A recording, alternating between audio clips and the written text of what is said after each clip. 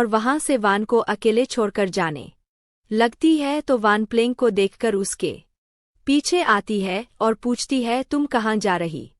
तुम अपसेट क्यों हो? तो प्लेंग पूछती है, तुम उस बॉय से क्या बात कर रही थी? तो वान बताती है कि मेरा रिबन नीचे गिर गया था तो वह बस वापस करने के लिए आया और नंबर मांगा तो मैंने उसे दे दिए और पूछती है, वो तुमसे नंबर ना मांग कर मुझसे नंबर मांगा तो इस वजह से तो तुम नाराज नहीं या फिर कुछ और बात है? तो यह सुनकर प्लेंग कहती है, तुम इस तरह की बात कैसे कर सकती? तो वान अवॉइड करने का रीजन पूछती है तो प्लेंग वान को सेपरेट घर जाने को कहकर अकेले घर आती है और वो वहां पर फ्रैंक को देखकर शांति से आकर बैठ जाती है तो फ्रैंक शांत देकर पूछता है, क्या तुम मुझे देखकर खुश नहीं हुई? तो प्लेंग बताती है, ऐसा कुछ भी नहीं, बस थोड़ा मूड खराब है। तो फ्रैंक कहता, क्या फिर से वान से बहस हुई? जब भी तुम दोनों बाहर जाती हो तो कभी भी एक साथ घर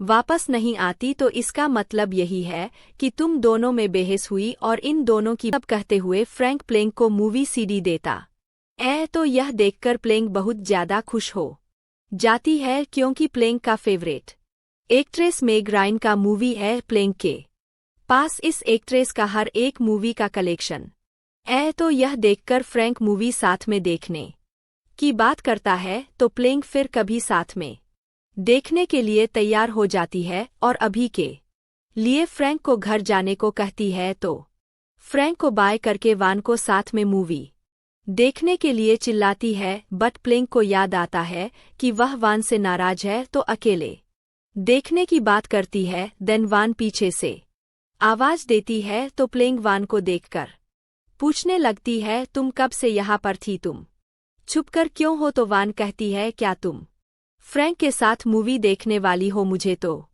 लगा था कि तुम फ्रैंक को पसंद नहीं करती।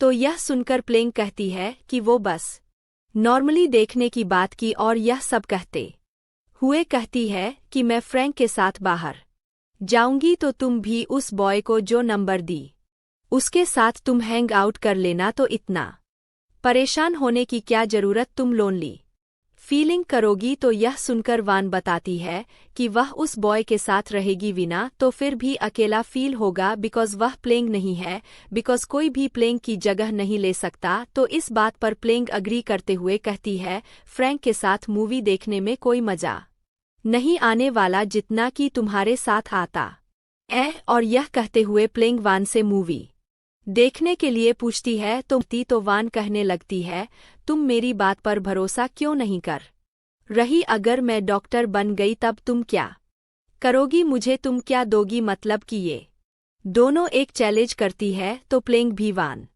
के डॉक्टर बनने वाली बात पर कहती है कि अगर वान बन गई तो वान के कहने पर प्लेंग कुछ भी करेगी, उसे जो चाहिए वो देने के लिए तैयार हो जाती है और प्रॉमिस करते हुए वान इस प्रॉमिस को भूलने को मना करती है। तो जब मॉर्निंग हो जाती है तो प्लेंग बाहर से बहुत ज्यादा शोर आते हुए सुनकर विंडो के पास आकर बाहर में देखती है जहां पर फ्रैंक वान को साइकिलिंग सिखाता है।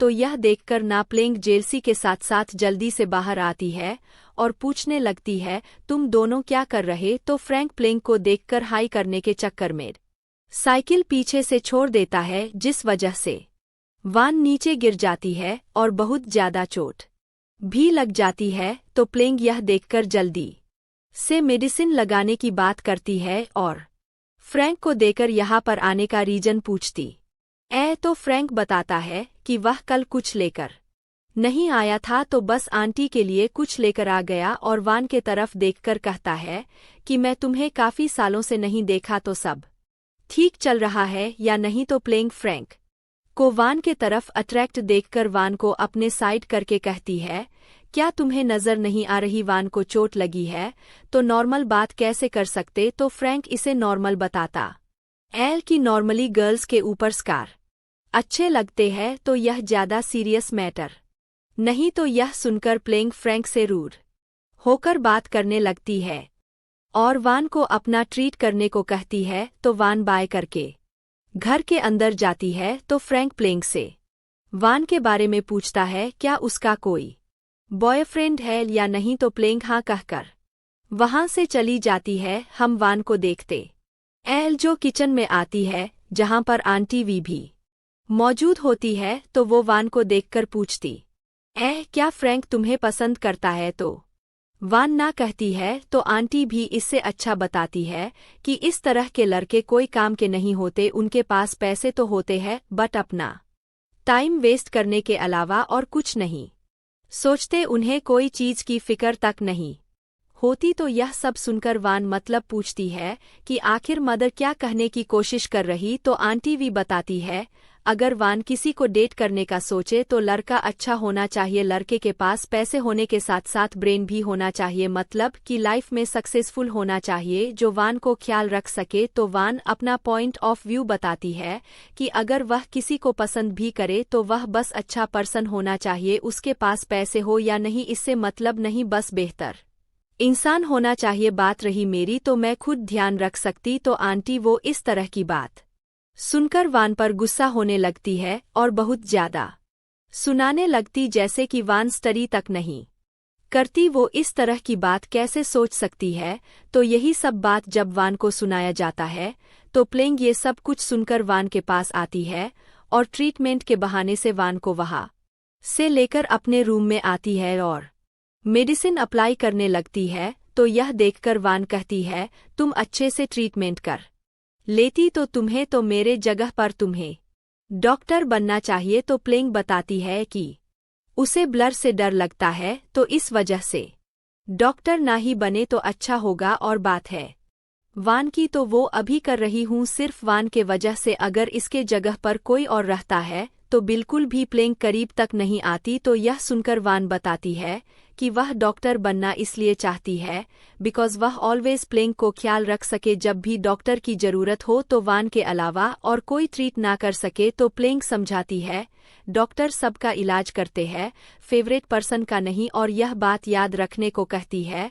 तो वान अपना प्रॉमिस भूलने को मना करती है। देन वान के पास अननोन नंबर से कॉल आता है, तो वान के जगह पर प्लेंग पिक करती है और यह और कोई नहीं एक है जो वान के पास कॉल किया। तो एक वान समझकर बात करता है कि वह एक कह रहा जो एक दिन वान से नंबर लिया। तो यह सुनकर प्लेंग वान को फोन देती है, तो वान यह देखकर कॉल को कट कर देती और प्लेंग को वहां से जाते हुए देखकर पूछती है तुम्हें क्या हो गया, क्या तुम फिर से नाराज हो गई? तो यही एक क्वेश्चन सेम करना प्लेंग बार बार इस तरह के सवाल करने को मना करती है और कहती है कि मैं क्यों नाराज होंगी, यह तुम्हारी पर्सनल लाइफ है, तुम्हें जो करना है वो तुम करो, तुम्हें जिसको भी पसंद करना है तुम पसंद कर सकती हो, मुझे इसमें क्या लेना देना। और इस बात को यहीं पर खत्म करने को कहती है। तो जब प्लेंग स्कूल में होती है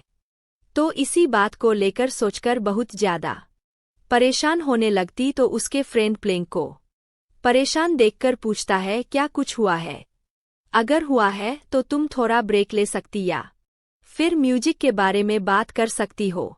और यह सब कहते हुए सब प्राइस मनी को लेकर बात करने लगते कि ये सभी अपने अपने हिस्से का मनी कहाँ इन्वेस्ट करना पसंद करेंगे। तो प्लेंग कहती है हर एक के हिस्से में सिर्फ 5,000 आए तो इतना ही पैसा देना मदर को सही होगा। तो यह सभी इतने ही पैसे को मदर के हाथों में देने पर कोई तराज नहीं जताते कि 5,000 भी पैसे है। तो यह सभी प्लेंग की बातें सुनकर प्लेंग से पूछते हैं कि तुम इन पैसे के साथ क्या करने वाली? तो प्लेंग सेविंग करने के बारे में कहती है कि जितना पैसे मिले उतना उतना में कुछ नहीं हो सकता, मतलब कि एक तरफ से कहूं तो प्लेंग अपनी अमीरी दिखाती है। तो प्लेंग के बातें इन सभी को पसंद नहीं आती। तो गिटार वाली लड़की कहती है रिच होना भी कितना अजीब है ना, तुम्हें पैसे मिले पर तुम दूसरों की तरह पैसे लेकर एक्साइटेड नहीं, तुम्हें इस तरह की खुशी के बारे में कुछ नहीं पता। तो प्लेंग ये सब सुनकर उसे बिल्कुल भी बात पसंद नहीं आती। तो यह दोनों में जैसे फाइट स्टार्ट होने लगती है।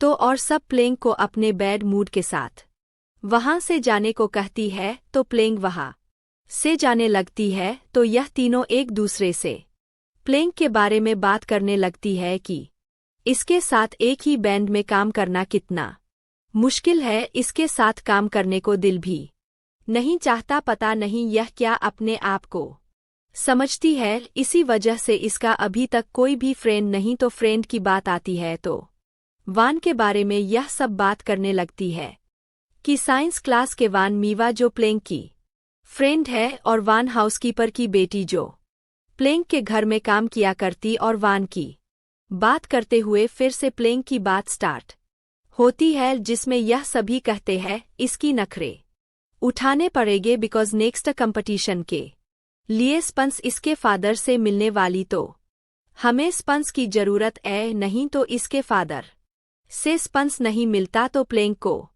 भाव तक नहीं देती। ये सब सुनकर ना प्लेंग रूम के अंदर आती है और यह बैंड छोड़ने की बात करके सभी से फ्रेंडशिप तोड़कर अपना सामान लेकर वहां से निकलती है